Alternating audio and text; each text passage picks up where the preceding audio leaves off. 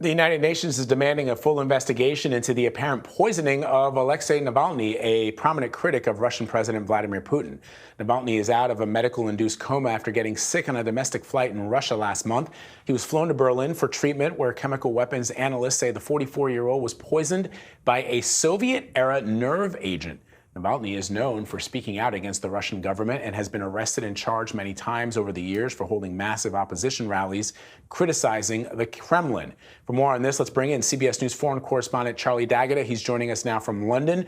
Charlie, what is the latest on his condition, and is he able to speak to investigators? Well, Vlad, all we've got from the German doctors was just a statement. They haven't even had a press conference, and that he is responding. They're trying to, their words, weaning him off the ventilator, and he is making positive progress. But in terms of how much communication he's been doing, or whether he's been able to help investigators, if he has been doing that, they haven't shared any of the information here. But the most important thing is that he is responding well. They're trying to wean him off the ventilator if that hasn't already been done. And yes, they took him off this medically induced coma. I was speaking to an expert on chemical weapons this morning, and he said Navalny is lucky to be alive, considering what's happened. So we mentioned that he is a vocal critic of the Kremlin. Can you tell us a little bit more about him and why, if this is indeed the case, Russia would want him poisoned?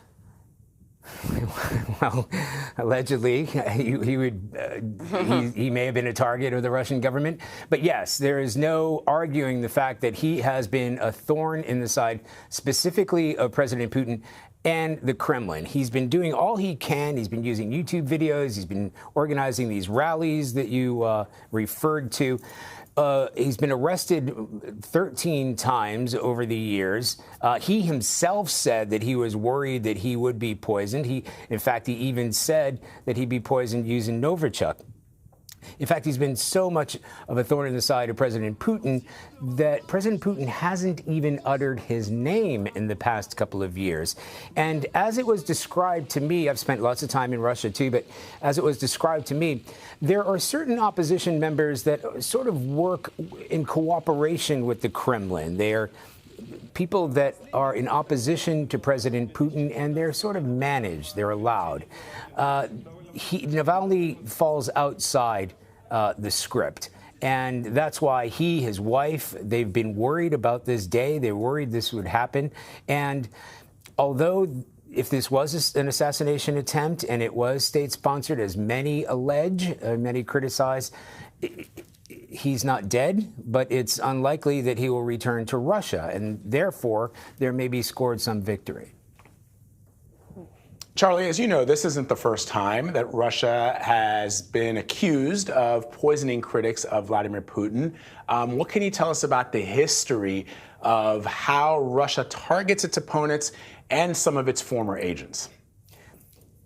Well, Vlad, there's a long history of assassinations and assassination attempts, some that we may not even know about within Russia itself. I'm reminded of Alexander Litvinenko that was here in the UK back in 2006. It wasn't using Novichok. That was with polonium. It was a radioactive substance. At the time, the British government and the American government realized what had been done there. He had been a fierce critic about the FSB. He was part of the FSB and the KGB. And suddenly he was poisoned at a hotel here in London. He died soon after that. More recently, we've had the case of the Skripals. We had Sergei and Julia Skripal, and that happened in Salisbury, again, here in the UK, and they were poisoned with Novichok.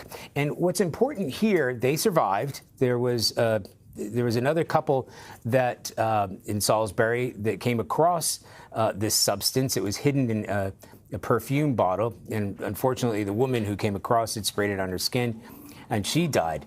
But what's important about that is Portadown is Britain's premier chemical weapons facility and researchers here, so they understand what that's about, very close to Salisbury. So what happened with Navalny, as soon as they got essentially the signature of what had happened to him, they already had all the data. They had a wealth of data from what happened in Salisbury. So when the German authorities contacted British authorities, they could see very clearly, and that's why they said this is the evidence that they've got is irrefutable, that this was a Novichok type of substance that poisoned Navalny, because they already had all this data that they had collected in Salisbury. So, yes, there has been a long history of assassinations and assassination attempts that have been blamed, allegedly anyway, at the very top on the Russian state itself. And so, keeping that in mind, what has the reaction of the international community been to these alleged assassination attempts?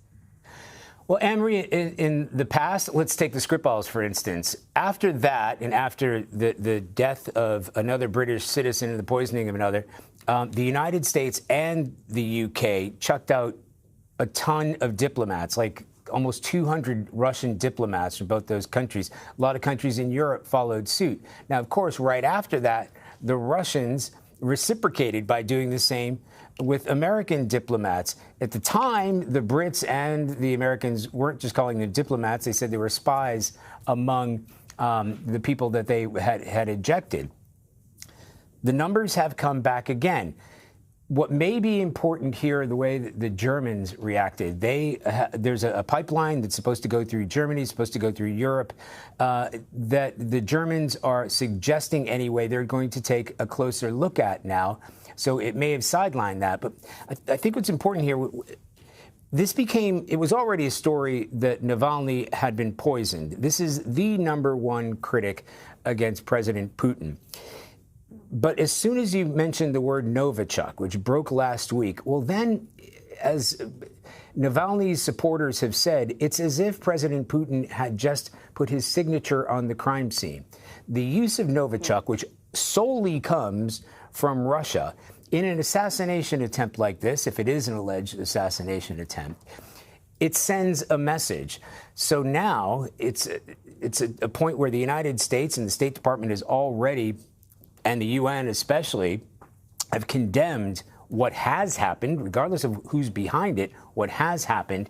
And there are fingers of blame pointed directly at President Putin himself and the Russian state, because there's no way, experts argue, that something like Novichok, something as sensitive as that, would have been able to be used, left that area, even though this attack happened in Russia itself and other attacks have happened outside Russia. There's no way that something like this at that high a level could not have been done without somebody signing off on it. So I think what we need to see is in the next couple of days, as more evidence is brought forward, as the Germans put this, the toxicology report, share it with the Russians, who have been critical of the Germans for not sharing the toxicology report. It becomes more clear to the United States, the UK, Europe, the UN, etc. Then we will see what kind of repercussions. I can't imagine this is going to go unanswered.